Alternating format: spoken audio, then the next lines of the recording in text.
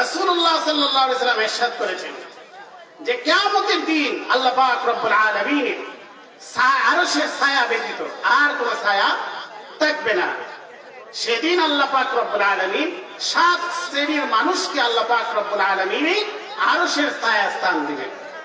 এক নম্বর ইমামুন আদিল, ন্যায়পরায়ণ শাসক যারা হবে, ন্যায়পরায়ণ অভিভাবক যারা হবে, ন্যায়পরায়ণ কর্তা যারা হবে, তাদেরকে আল্লাহ সেদিন স্থান দিবেন। ওয়াশাবুন নাশা ফি ইবাদাতিল্লাহ, দুই নম্বর যারা যুবক অবস্থায় তার যৌবন কালটাকে আল্লাহর ইবাদতে অতিবাহিত করেন।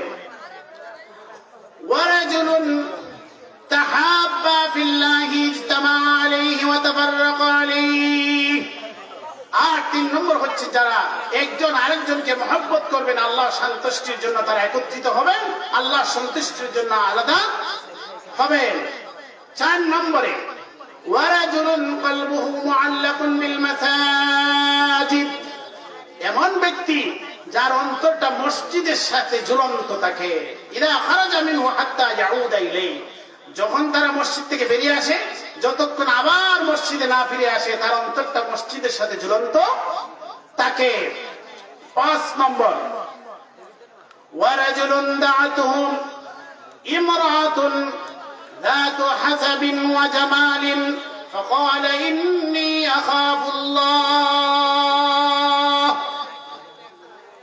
পাঁচ নম্বর ব্যক্তি হচ্ছেন যাকে একজন উচ্চ বংশীয় একজন রমণী তাকে তার মন্দ কর্ম করার জন্য তাকে ডাকি আহ্বান করে, কিন্তু সে বলে ইন্নী আখাফুল্লাহ, আমি আল্লাহকে ভয় করি, এই অপকর্ম আমি করতে পারবো না। ছয় নম্বর ওয়ারাজুলুন যাকারাল্লাহ খালিয়ান ফাফাদাত আইনা,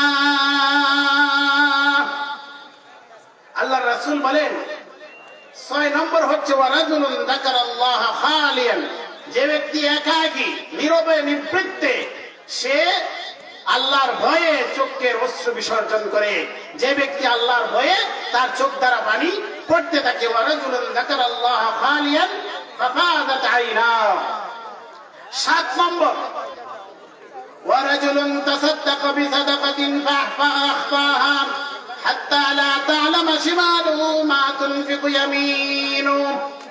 আর সাত নম্বর হচ্ছেন ওই ব্যক্তি যিনি নীরবে আল্লাহর রাস্তায় ব্যয় করেন, তার ডান হাত কি দান করলো, বাম হাত জানে না। এটা হচ্ছে নীরবে গোপনে দান করার ফজিলত। আবার অন্য হাদিসে আয়াতের মাঝে প্রকাশ্যে দান করার ফজিলত রয়েছে। এদের দুইটা একটার সাথে কোনো সংঘর্ষ